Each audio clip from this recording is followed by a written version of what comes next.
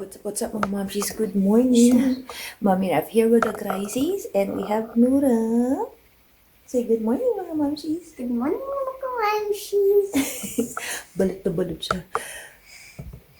Kasi sobrang lamig. Today, 4 degrees lang dito sa Lebanon and makulimlim. Sabi nila sa forecast maaraw pero napakakulimlim at hindi ako makapagpatuyo ng aking mga nilabahan. So Nana, stay here with me outside. Dito ka lang. Gusto niya mag-bike kaya lang ang hirap kasi kawawan mo yung bata masyadong malamig. So, ayan. Let me help you. Ang kulimlim. O, di ba? Ang kulimlim ng kalangitan. Kaya, di ba? Sirang-sira ang forecast. Weather forecast. Kaya, ayan. Naglaba ako kahapon. Umaraw ng mga 2 hours. Pero pa putol-putol at hindi sila natuyo. Ang nagawa ko lang is to, dalawang salang. Tapos, nakapag-charge ako ng solar kahit papano. So, after 3 days, ayan, nakapag-charge din kahit papano. Kasi ang hirap ngayon dito, kahit may solar ka, wala namang araw.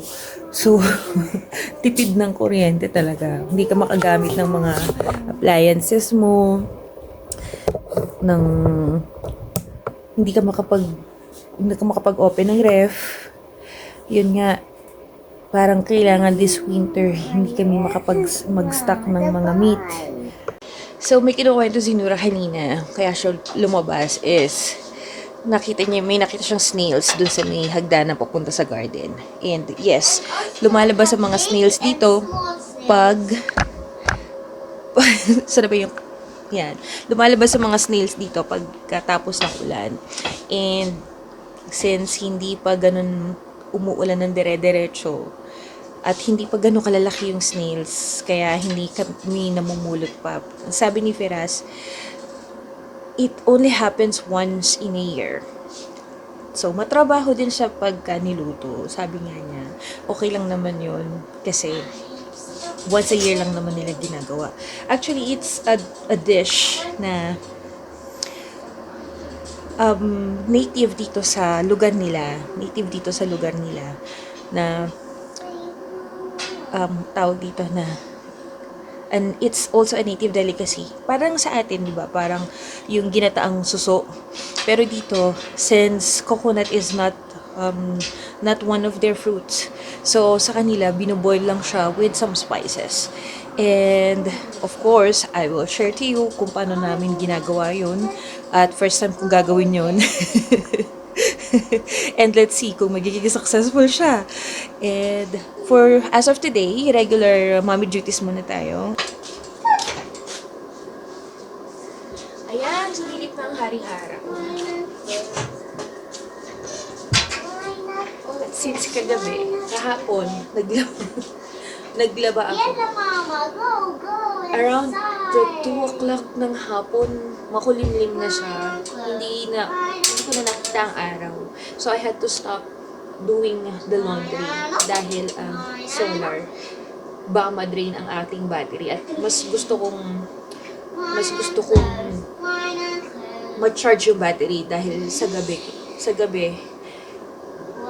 para wala kaming problema sa kuryente, diba? So, for now. So, ngayong umaga, nagka-kuryente na ngayong umaga. Pag-gising ko ng 6 o'clock may kuryente, pag-check ko may kuryente. Kaya tinuloy ko na itong nilalabang ko. But, yun nga lang, siguro nag-open siya mga around 5 o'clock kasi hindi natapos yung labahin ko. Kaya, isa lang yung nasana ko. Later, pagka okay na yung sikat na araw talaga, yung matindi na, saka ako itutuloy para kahit papano magamit ko yung washing and at the same time nag-charge yung sa solar. Ganun nga pala guys ang mga dito, ang kuryente dito. May timing. Most of the time, 2 oras lang siya ng 2 oras. So,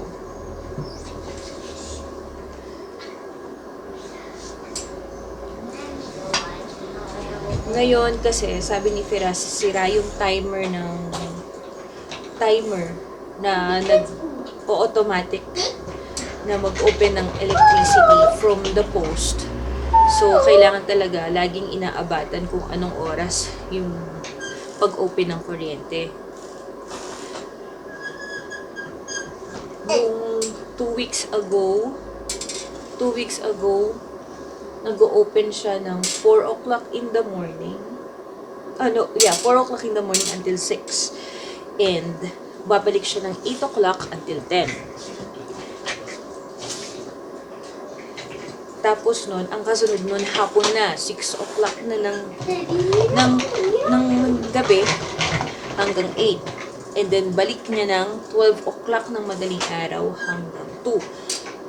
Pero ngayon, since 4 days walang kuryente, parang nag-mash up ang, nag-mix up ang timing. Is this the jacket for me? What, baby? Is this the jacket for me? The pink one? Yes. How?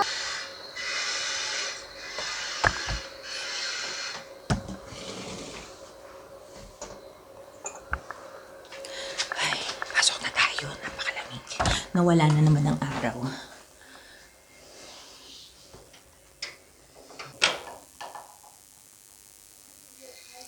Kasi matutulog na si Firas.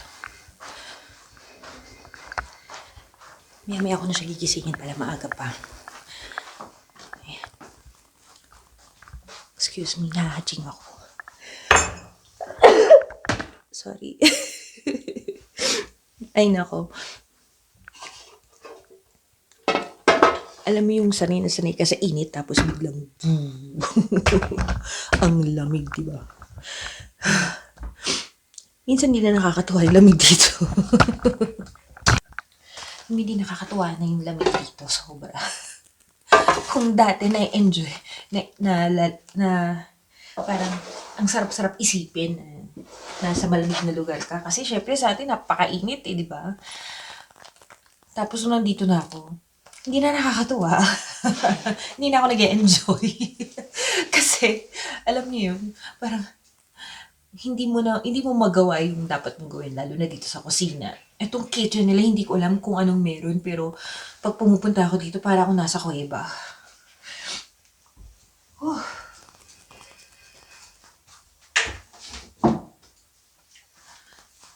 Tapos kahit naka-gloves ka, parang pumapasok sa loob yung lamig ng tubig. Ay.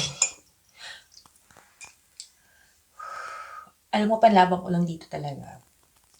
Minsan kasi, enough na sa akin yung 2 cup ng kape sa isang buong araw. Pero, yung caffeine intake, lalo na pag ngayon kasi talagang gusto ko ng mainit. Yung tsaa, ang lagi kong ginagawa dito is cinnamon tea, black tea na merong cinnamon and the honey. As in, isang pitche lang ginagawa ko kasi para hindi naman para init lang ako ng init. Yung hindi na time to time gagawa ko. Tsaka ayoko rin mag-coffee ng mag-coffee tea. Di ba hindi naman maganda yun lalo na sa puso natin. Lahi pa naman namin ng may hypertension, may mga sakit sa puso. So, ingat-ingat pa rin, di ba? So, this is my first cup for the day. And it saves me this morning. 6 o'clock pa lang ng umaga. Actually, 5:30 gising na si Nura. Pero nakikisama siya, pinapatulog pa rin niya ako. Pero pag may nakita na siyang liwanag sa labas, dilat na mata niyan. Dilat na mata niyan.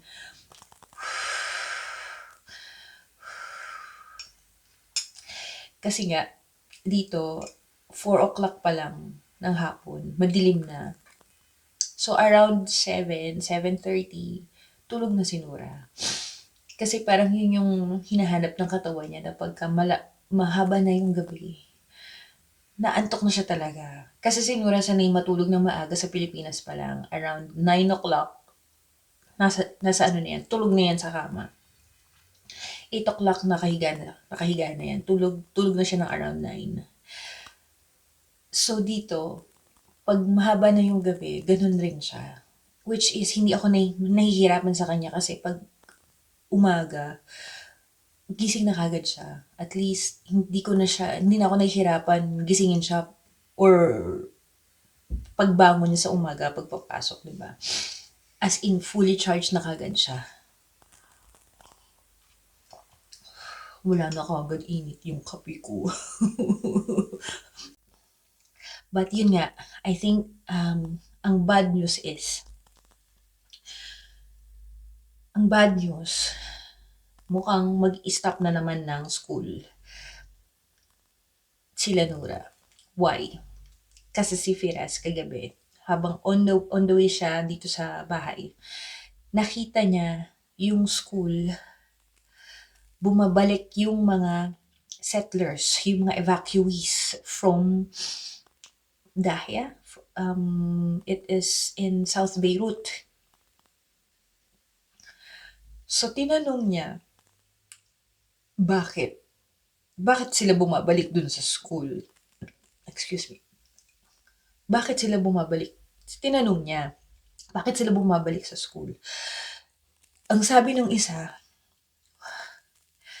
hindi nila matake yung amoy ng lugar at sobrang devastated ng lugar. Yung amoy ng pulbura, yung amoy ng mga bricks, yung napulbos na mga bato ng bahay, at yung amoy ng mga sirang pagkain, yung mga hayop, yung mga nabubulok na hayop, at hindi nila alam baka may mga kasamang nabubulok na tao rin. So, hindi rin naman nila sure kung lahat ng mga taong nasawi dun sa lugar na yun na-retrieve. Kaya sabi nung karamihan, hindi pa nila kayang bumalik dun sa lugar dahil yung sitwasyon hindi pa dapat para sa pamilya bumalik dun. So sabi ko kay Firas, so paano yun? Wala na namang school sila Nura or paano magiging setup? Sabi niya, we're still going to have a meeting. Kasi sinabi nga niya yan sa head nila. Paano na naman yung mga bata? But yun lang ang ma-share ko ngayon. Yun lang ang ma-share ko ngayon. So today, siguro wala akong masyadong gagawin. Hindi rin ako makapag-vacuum dahil nga ang kuryente ay tinitipid. Pero may binili si Firas na parang maliit na brush na pag wipe mo lang dun sa carpet, sumasama yung mga maliliit na particles. So siguro pagtsatsagaan ko muna yun for now. Napakadaming gadget na ngayon ko lang nakikita. Para ako ignorante. Ignorante sa ganitong buhay, di ba? Pero nag-enjoy naman ako. Yun lang talaga napakalaking adjustment sa akin pagdating dito sa ganitong panahon. Meron tayong Baguio, pero kasi sa Baguio pagdating ng tanghali, umiinit eh. Dito hindi eh, kahit tanghaling tapat, 4 degrees, 6 degrees, kailangan mong buksan talaga yung fire. Pero kagaya nito ngayon, hindi ko mahawakan yung hugasin ko. Kasi sobrang lamig na tubig. Magpapakulo muna ako sa heater ng tubig. Magpapakulo muna ako sa heater ng tubig. Kasi kami ngayon ni Nura, pagka naligo, talagang nagpapakulo ko ng tubig dito. Look.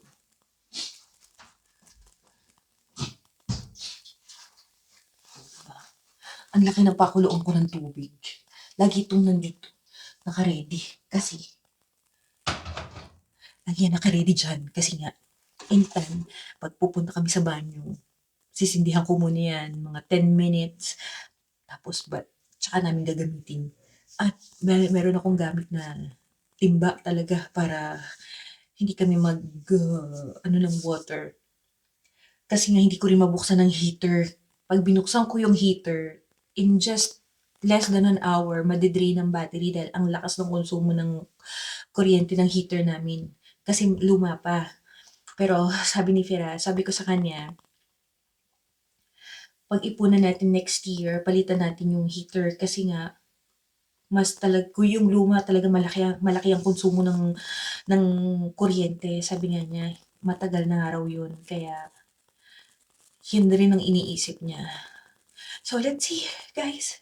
Thank you so much for watching and please stay tuned to our channel. Please subscribe and give us a thumbs up here in this video. And also, guys, click the bell button para ma-update namin kayo kagad sa mga bago naming upload videos.